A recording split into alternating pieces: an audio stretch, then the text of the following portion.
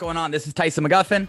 Welcome to the McGuffin Show, bringing you the best content and the best podcast in pickleball. We're on episode 7 here. Want to thank all of our viewers for tuning in this week.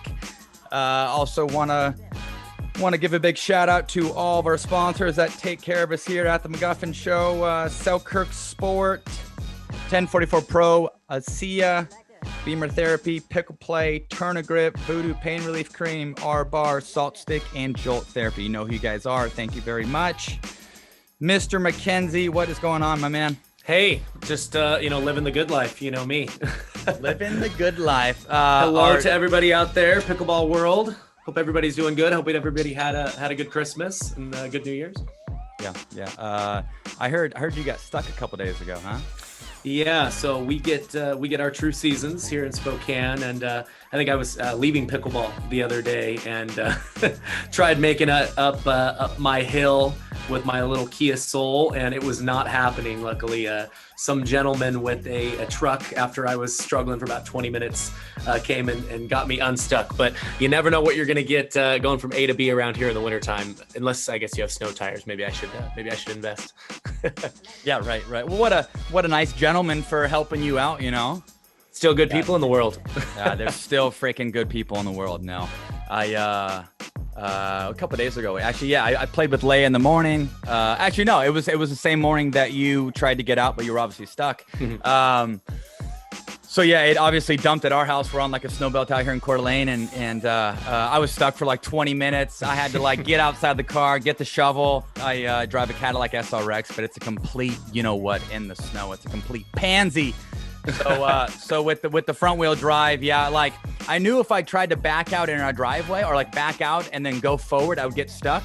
So I just tried to like back all the way out and then like whip around into the road. Terrible decision. Didn't work out for you. Oh God. I mean, it's like just shitting snow at 5:30. I'm like trying to look out my mirror, right? Or I guess I'm like looking at my camera and there's like snow over like the top of it. So I'm like looking at this faint picture as I'm like in reverse. And yeah, I mean, I tried to like whip it and like miss the bank and get in the road so I can get going. Anyhow, hit the bank.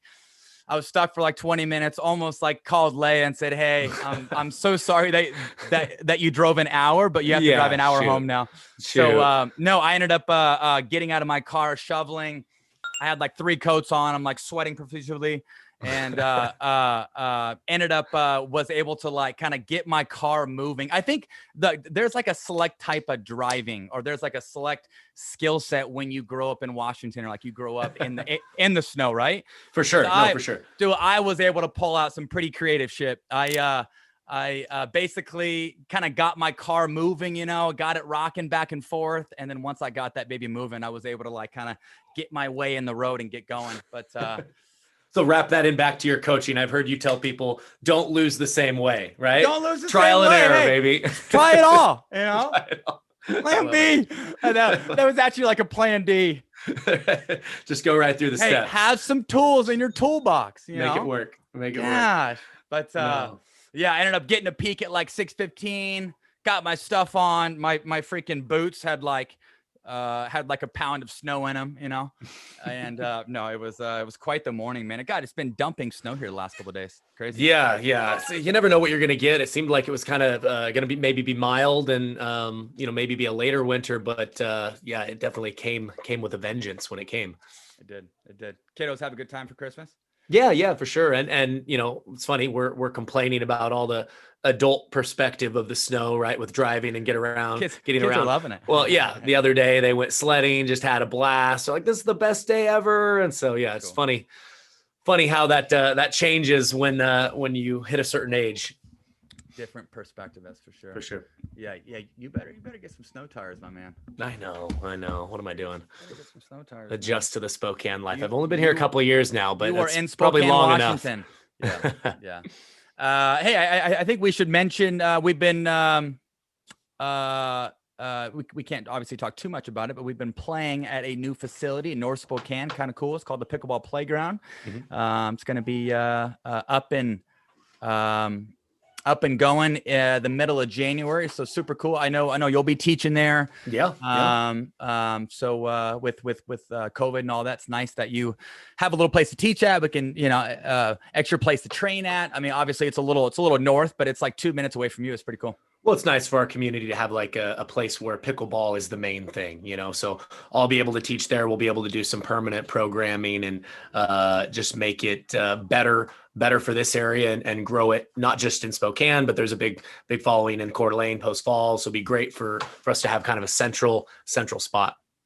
Yeah, for sure. I actually, I think I was talking to you about this, but Peak is actually building a facility in Post Falls. It's not going to be until a couple of years. They're like working on all the side roads there in Post Falls, and basically they're turning all the 2-lane roads into 5-lane roads, and they're building like an underpass and stuff like that. Anyhow, once all that is complete and built, and all the infrastructure is there, then basically they're going to build like a separate Peak facility. Get this, 8 indoor courts, maybe even 12. Yeah, for sure. Comes to show, like, I mean, shoot, like Coeur d'Alene only has a population of like 60,000 people. Post Falls, like that, yeah. Post Falls, probably 20,000 people. I mean, I don't know how many outdoor courts there are in Coeur d'Alene, but I would assume in Coeur d'Alene and Post Falls, just by itself, there's probably at least 15 or 20. Right. And I mean, for like a community of 80,000 people, I mean, there's a bunch of outdoor courts. Obviously, indoors, we only have 4 at the moment. Right. But I mean, if we could tack on 8 more, that'd be awesome. And I know big shout out to Inland Northwest Pickleball Club. That's the pickleball club here in Coeur d'Alene. They have around 400 members, I believe, like 6 months out of the year. And then it jumps up to about 600 members once the snowbirds come back. But so, I mean, for like a pretty small community, I mean, we got pickleball rocking here, Yeah, big time. I mean, with me teaching lessons at, a lot of the public courts outdoors this summer, I can tell you they were full constantly. From early in the morning till early afternoon, wherever I went, it was tough finding a spot. So I think, the community seeing the growth and seeing the demand and knowing that we have the true seasons, it's like, yeah, if we can get more indoor opportunities year round, it's a no brainer. Yeah, for sure. Let's talk about the Seahawks, buddy. Seahawks, just clinched the NFC West. Always good to see. They ended up beating the Rams last weekend, beat them 20-9. So it's always good to get a win over Jared Goff. And actually, I spent about 6 years in Yakima, and there was this stud wide receiver that played for Davis High School. His name's Cooper Kupp. Cooper Kupp went on to play at Eastern Washington University, and I think won like a AA national championship for Eastern. Anyhow, he's playing for the Rams right now. No way. Yeah, but I used to work with his mom and dad used to take tennis lessons from me. I always tried to get Cooper out to play tennis, but he could give 2 shits because he was on a full ride scholarship for football and stuff like that. Yeah. But anyhow, so. Sorry, Cooper, but we had to get the W, buddy. Sorry, Coop. Well, big divisional game too for the Seahawks. Yeah. So that was the team with the next best record in the NFC West. So now locked up a playoff berth. Yeah, for sure. Always good to see those Hawks doing well. So Camp Corner, be sure everybody go to my website, go to TysonMcGuffin.com. We have camps listed from January all the way through June. You can get on there, sign up for a camp. We partnered in with PPA. We also partnered in with Chicken and Pickle. So if you guys are interested in camps for 2021, definitely check that out. Both Kyle and I will be leading. And lots of fun stuff taking place. So just fine tune the website. So yeah, be sure to subscribe. I also do a monthly newsletter.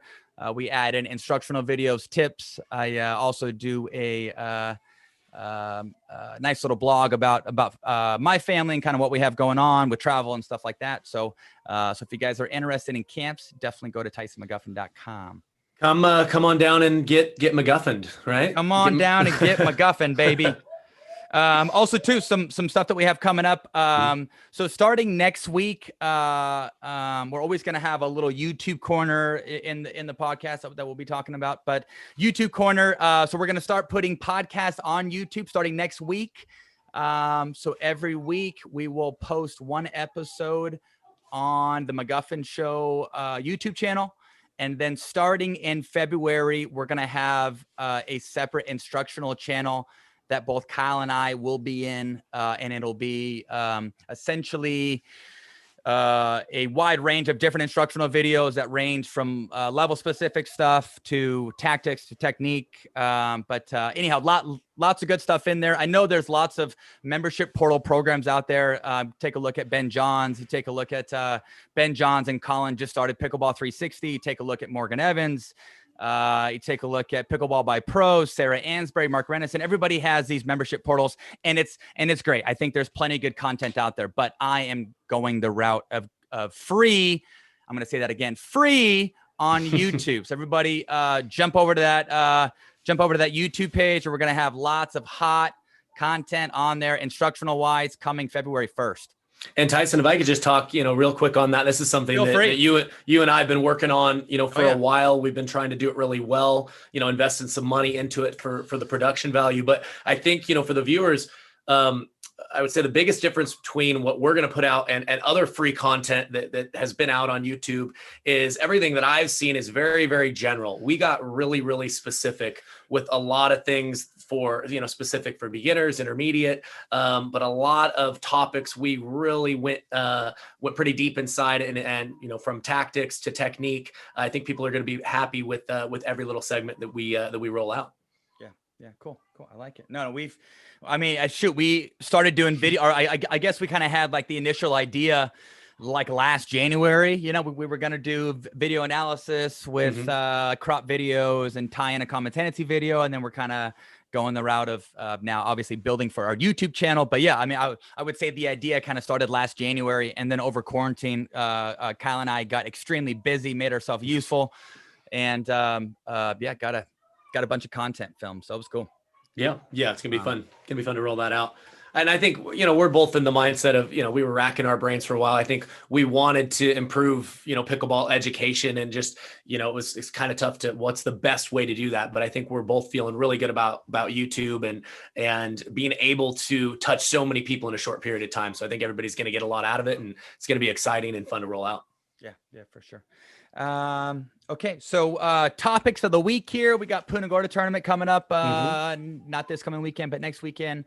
And then we'll talk about our nugget of the week. I know I leave, Meg Banks and I leave, Sunday morning, teach one 2-day camp before the APP tournament. And then, we are teaching back-to-back 2-day camps directly after the APP tournament. Want to give a big shout out to Sue and Mac. They're like my pickleball grandparents. Kyle and I and my lovely wife and a daughter are going to be staying with Sue and Mac, slumming it at their house for about 2 weeks. So always great to see Sue and Mac. And then also nicest people. Oh man, freaking greatest people. And then also big shout out to Steve Hawker. Steve Hawker got us 2-day camps kind of put together at Burnt Storm Marina. That is after the APP tournament. So big shout out to Steve, and can't wait to see Sue and Mac and that little dog, Gracie. Gracie Goo. Always such a comfortable stay. They spoil us. It'll be my second time staying with them. So pretty excited. Yeah, the Punta Gorda life. Don't work too hard. Just everybody's retired. It's just a good time. Easy living. So what did we do last time we were in Punta Gorda? I think it was just like teaching, play, tub at night. Yep. Yeah. Well, they have the hot tub. They have the pool. They would seem like they would cook something on the grill for us just about every night if we weren't eating out and trying one of the different restaurants. So I definitely felt a little guilty being away from the family for about 2 weeks, and just every day was just about perfect. Taught a little bit and then just relaxed for the rest of the day. It was tough life, but somebody's got to live it. I think we had one fun night with Scott Tingley. Scotty too hotty, baby. We got a little bit rowdy. We did. We certainly did. I am not gonna lie. We were all extremely hungover that last day of camp. I'm just gonna put it out there. Don't leave anything to the imagination. Gotta have a little fun. I think we were watching the boxing match. Who was it? It was Fury and Wilder. Yeah, that was Fury Wilder. That was the rematch. That was the rematch. It was terrible. It was short and sweet. Yeah. Fury kind of had his way. Beat him up Didn't last too long. Yeah. So let's take a look at kind of who's playing here. Okay. Look at the draw. Okay, so let's take a look at men's dubs here. So who's your top five? Okay. Top Going five. Through teams that stand out to me.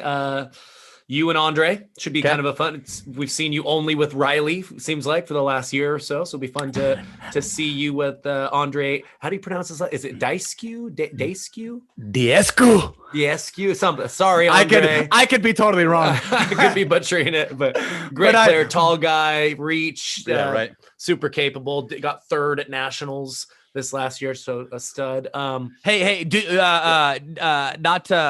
Not to interrupt here, but do you know that Andre and I actually took bronze at Triple Crown 2 years ago, or actually 2019? Yeah. Okay, yeah, I forgot you guys did play. You played in which one was that? There was the triple, the one where you traded partners 3 days each of event. men's dubs. Yep. Ended up cool. we actually made the winners bracket semi. Made the winners bracket final. No. What did we do? I can't remember, because that was the same day that Matt Goebel and Joey Farias beat Wright and Johns. Wright and Johns, yeah. Okay, no. So we played Johns and Wright, I think, in the winners bracket semi, lost, and then Matt Goebel just got so freaking stupidly hot. Honestly, I mean, we've obviously had little episodes talking about Matt Goebel, but I would say like that's like the best that I've seen him. But anyhow, yeah, I had Andre and I ended up taking bronze that day. We actually it was like 8-all in both games as we were playing Matt and Ben in that bronze match. So we were actually right in there. Yeah, and that's the only time you guys have played together. Yeah. Okay, but to Ben and Matt's credit, they were still like a little rattled after Matt Goebel brought all that offense. So we were like we actually kind of had them rattled and we were totally in it, but I think they were able to kind of find their best. And then once they beat us, it was a complete bloodbath in the finals. I'm pretty sure it was like 2-4-1. Okay. Jeez. So once they woke up, it was all over. They woke up the bear, and then that was all she wrote.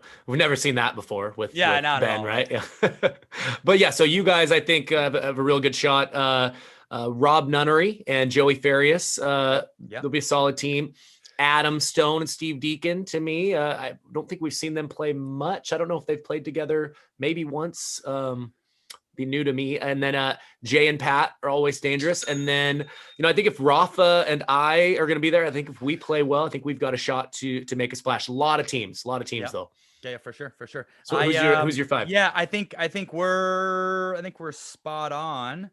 I think the only team that I had differently was Johnny Goldberg and J Dub. But Jay and Pat obviously play well together. They've been playing together all year long. Good team. Mm-hmm. They have beat Riley and I once. It's not going to happen again. But I mean, that was they played really well to beat you guys in that one. They played very well. I mean, from like a tactician standpoint, they you obviously know this. They played it very well. Yeah. They correct me if I'm wrong though. Was that the tournament where you lost to them? Like your first match, I think you had a bye and then you lost to them in the second round. And is that the one you came all the way back through and ended up winning the tournament?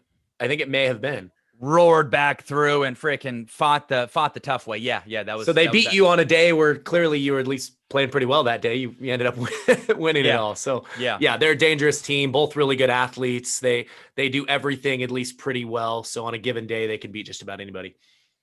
Yeah, I mean Pat's bicep doesn't look like this, but it looks pretty good.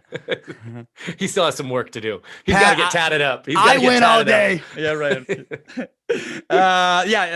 Rafa and yourself obviously train with you guys, know your guys' game very well. I think if you guys can find some chemistry, use Rafa as a offensive tool, let him disconnect, kind of let him do his thing. I think you guys can definitely make a splash. We'll have to drive well, shorten some points, but we'll have to earn our fair share too. So I think that'll be the test for us is, are we winning a certain amount of the grinding points, but still playing that up tempo style? Yeah. And I think too, if Rafa listens to that little bird on his shoulder, I think that'll definitely help as well, if you know what I mean. Couldn't hurt, right? Let's see. Who else do I have in that?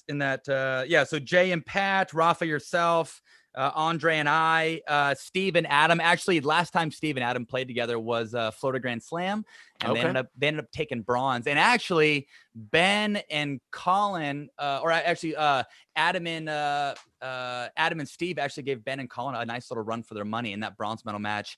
And then Ben and Colin unfortunately came up and beat Ryan and I. But I would say that was the last time that Riley and I have actually played halfway decent against that team. Okay. Yeah. Actually, I do remember that. I do remember now. I was down at Florida Grand Slam. I remember watching Adam and Steve. They seem to be a pretty natural pairing for sure.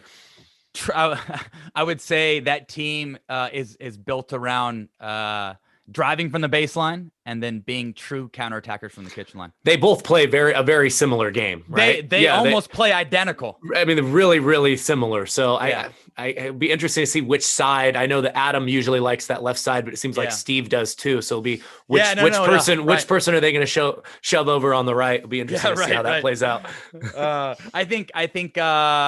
I think Steve is more prone to punch when he counters. I think Adam probably has a mixture of resets and and punching. Okay. Women's pro doves, my top 5. I'll put in Regina, Sarah, always a good team. Played together last year. Did well together last year. Made a splash at the Franklin, that was 2 years ago. 2 years ago, made a splash at the Franklin Invite, and then they also placed at World Pickleball Championships. Ended up taking bronze. Always a tough team to play. True counterattackers, put a lot of balls in play. So I think they complement each other pretty well too. It seems like they've got some pretty natural chemistry. I know Sarah's more, really believes in, grinding out the process, world-class dinker, but it seems like Regina can add a little bit of offense, but also a certain amount of scrappiness. So it seems like once they started playing together, they kind of committed to that pairing and had, some pretty solid success. Yeah. Waters and Waters. It's a damn good team. They obviously didn't play all last year because of COVID, or they played a couple tournaments, but it was like mid-January, Feb, and then they were done. I actually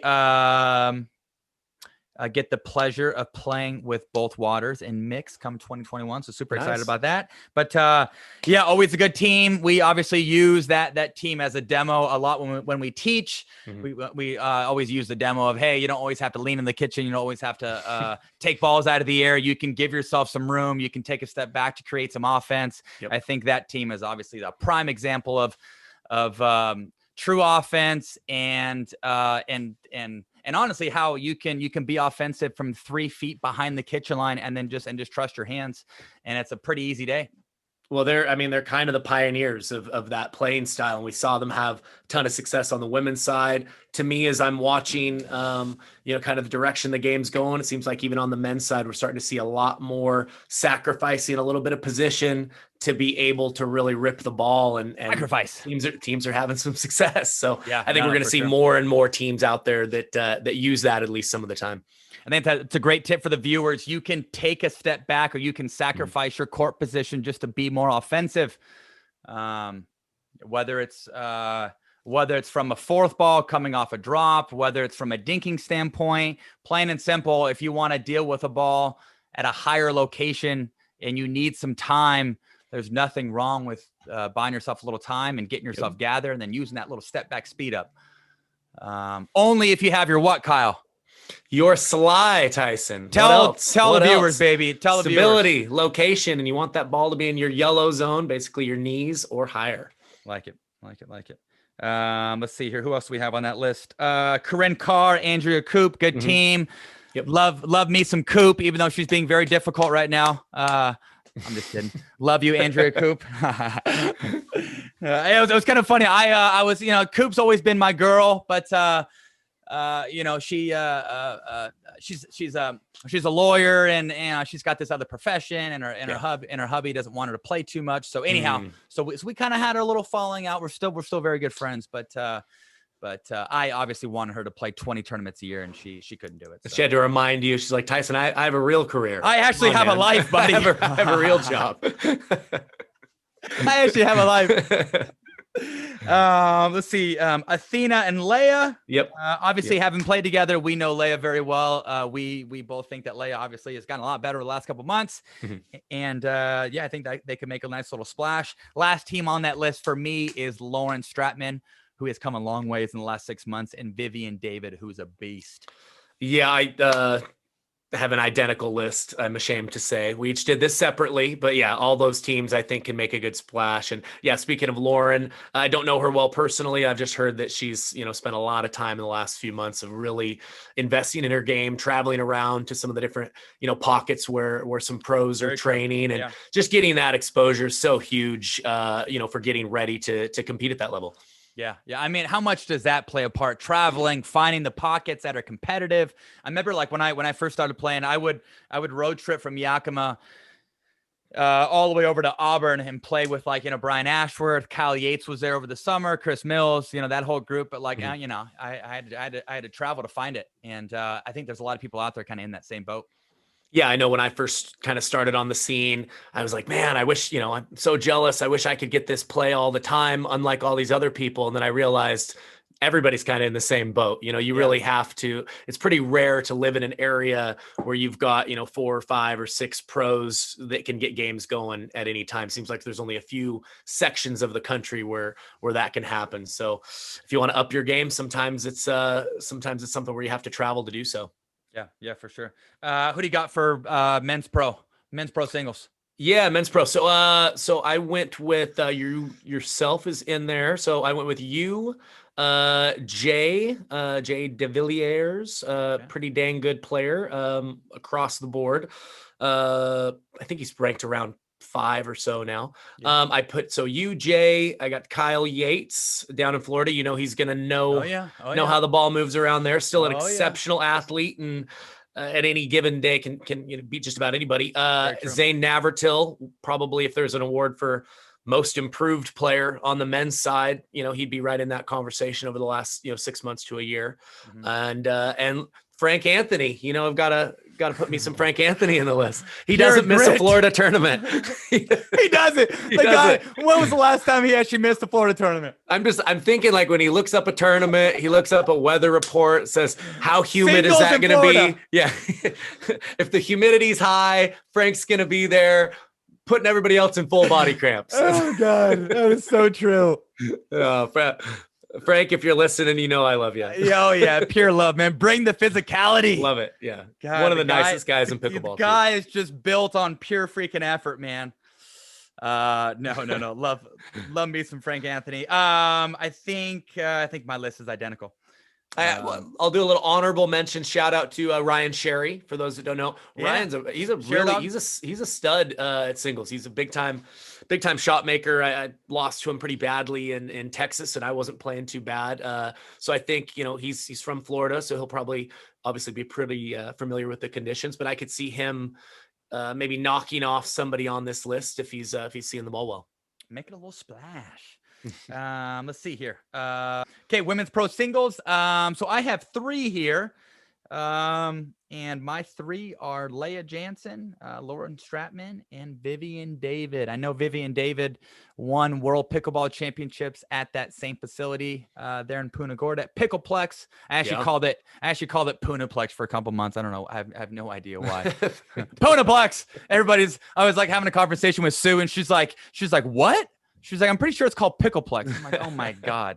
Sue actually lives in Punta Gorda. She should know, right? Yeah, she should know. But yeah, Vivian, I don't know if you remember that, but Vivian, oh gosh, she just came out of nowhere. Beat the bricks off of Lucy. Was like, what, 4 and 5 in the finals? I mean, it was short and sweet. I mean, going into it, I mean, if you looked at the names, in that tournament, I don't think anybody would have picked her in the top 4 or 5. So, I mean, I wasn't super familiar with her game, but, she's a little shorter than some of the other ladies, and you could kind of see her movement was a little bit better than some of the ladies, and she's, great ball striker. So yeah, clearly on a given day, she can be pretty dangerous. I would say of the 3, I'm obviously a little biased, playing with Leia. I think Leia's got a pretty, her singles game is pretty all around these days. Really a great volleyer. I don't think there's as many of the women, ladies in singles who really trust their net game as much. And she has some great hands up there. So I wouldn't be surprised. I mean, Lauren Stratman's obviously dangerous, but I wouldn't be surprised to see Leia and Vivian maybe in the finals there. Right. I think so too. I think it's going to be a mixture of Leia with some variety, Leia with some craftiness, and then Vivian's wheels. And that I think her movement's going to give her the edge in that category, but we'll see what plays out. Yeah. Okay, so mixed pro dubs here. Give me your top 5. Or right, so not top 5, just 5 here. Just 5, yeah. So Zane Navratil and Regina stood out to me. I think both really good athletes. Pretty consistent results in a variety of events for both. Myself and Leia, we've only played together once, but we did that in Texas and had some really good wins. So I think you guys ended up taking 5th, or we ended up getting 6th. Okay. But all the 5 teams that finished above us were all kind of the elite teams. For sure. Jay and Andrea, I know they played, I think, one of the other APP tournaments and won that. So Jay and Andrea Coop should be a really tough team. Kyle Yates and Lee Waters. And I've got Steve Deacon and Lauren Stratman should be a very dangerous team as well. Okay. I like it. I think I'm right there with you. I had Zane and Regina, good team. Yates and Waters, Stone and Carr, Deacon, Stratman, McKenzie, Jansen. Did I have any others? Hewitt and Ansbury, Yeah. Okay. Okay. Yeah. I guess I didn't even notice them. Yeah. Back to the idea of the Tweety Bird being on Rafa's, being on Rafa's shoulder. Is that the first time they've played together? Yeah. You know what? Yeah. I believe that's their first time playing together. It's kind of funny. Sarah's actually played with all the PNW boys. She's played with myself. She's played with Matt, and now she's playing with Rafa. All right. Okay. But yeah, stacked tournament, man. I believe there's right around 400 to 500 players. It's at Pickleplex, being run by the APP. Big shout out to Ken Herman. Super excited to come. It seems like most of the draws have a lot of teams at the pro level, which I think is good for the sport. I always want to see new people, see new faces, and a big event like this, it's great to see that it's getting that exposure. And like I said, good for pickleball. Yeah, for sure. Okay, bud, give us your nugget of the week. Okay, so my nugget for the week is, I guess, a coaching recommendation.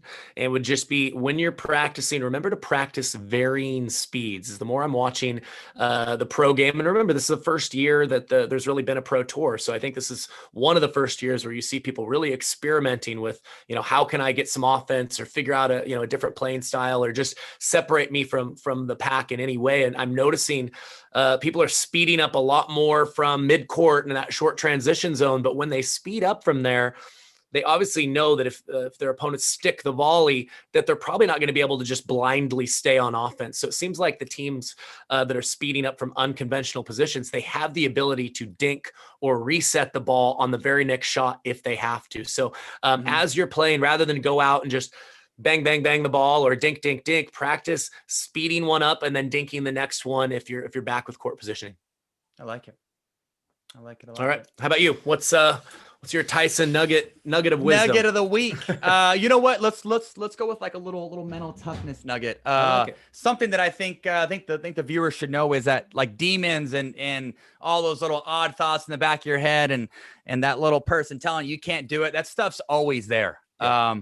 It's there at my level, and it's there at my 6-year-old's level when he's in like his first wrestling tournament, right? Mm-hmm. So it's funny how just as you get to a certain level, like you feel like, or like, fans or campers feel like I should never feel pressure, or right. They feel like, since I played at the US Open on Margaritaville court, that when I'm playing first round at the Hawaii Open at some not as nice venue, I'm not going to feel pressure. But it's funny that even till this day, I still have those demons, and I still have that little voice, and I still feel pressure. But now I just kind of I've found a very good system and a very good way to manage it. And managing it through routines, managing it through gaining confidence in practice, managing it through gaining confidence in matches, managing it by having match experience in the back of my head. Mm-hmm. I mean, there's so many different ways to wash out all that nonsense and to put yourself in a position where you're seeing clearly and you're confident, you're not second guessing yourself. But it's funny how, I think I've told you this, like, let's say Tyler Loong, for example. Like, I think I've beaten Loong like, I don't know, 14 times in a row, right? Mm-hmm. But still, I could freaking play Loong first round, and Loong could like, he could have a broken wrist, and still in the freaking back of my head, I'm still worried about losing the match. You know, so it's right. Funny how, and like, I mean, we've played for the last 2 years, right? And it's funny how if there's one person I don't like playing come tournaments, it's you. And that's like the most surprising thing for me to hear, but please elaborate. Yeah. You know what I mean? I mean, like, I don't think you've taken a game off of me in 2 years, but still, I would rather not play you in a tournament. Why? Because I feel like you know my game so well. Right. And you just have seen my game in a different light than anybody else. But it's just funny how, yeah, man, like, no matter how much confidence you have, or like, no matter how many freaking times you beat up on somebody, still in the back of your head, there's still all those weird voices and all those demons, and well, it's funny, I think in anything, when we look at somebody who's better than us, or one of the best at anything, I think we always like to imagine that just like for them, it's automatic. And it's not necessarily the case. I think if anything, when it's specifically talking about pressure, you could argue that like first round in a singles tournament, you should feel a heck of a lot more pressure than me, because everybody knows you, they set a certain expectation, you have expectations for yourself, and you could walk into a tournament and play some total no name in pickleball, but former professional tennis player or high level college tennis player that gets hot. And then everybody's like, well, goodness, this guy's almost beating Tyson. You know what I mean? So it's funny how we assume, the highest level, at anything, that they don't feel pressure in any way. In a lot of ways, they're dealing with more of it, so it's, for sure. You have to learn how to handle those demons. Sounds like routine was a big breakthrough for you. And experience. You can't put a price on that. Yeah. And then also too, like, when I'm playing really well in practice, I try to remember like what I'm thinking, or like, what sort of mind state I'm in, or if I'm doing something differently with my footwork, or if I'm exploding a little different. Plain and simple, when I'm having really good days, I try to pick little nuggets about that day, why I played so well. Maybe it was confidence. Maybe I was like trash, like we've talked about like my game over the last couple of months. Like, I've been much more open in matches. I've been talking a little trash, and I'm pretty sure that I have found my best self with just being myself on the court, and like not letting back, Right. So it seems like, because I've watched you, the evolution of kind of how you've been acting on the court a little bit more. It seems like maybe you're feeling less pressure as you're able to crack a joke or give a compliment or just say something. It seems like it breaks some of that tension into where you just kind of trust it and play a little bit more free. Yeah. So, and that's kind of what I've been doing in practice. Yeah. And I've been playing pretty well in practice. And so I think, just taking that mentality, or just finding any little resource that can take the edge off. I mean, plays such a big part. But something I've been doing differently is I just been trying to be more disciplined, work out in the morning, stuff like that. I mean, like, I know if I can like get up at a select time, work out for a couple hours, play pickle, do all my recovery stuff. Plain and simple, if I have that same routine where I have like 5 hours of like discipline training every morning, that alone takes so much pressure off of me, because I know that I'm working harder than everybody, or I'm working just as hard as people kind of in my category. But I think just trusting your training and having all that stuff in the back of your head, definitely goes a long ways. Yeah, for sure. Good tips for the viewers. I might take some notes myself. All right. Get your ass in the gym, baby.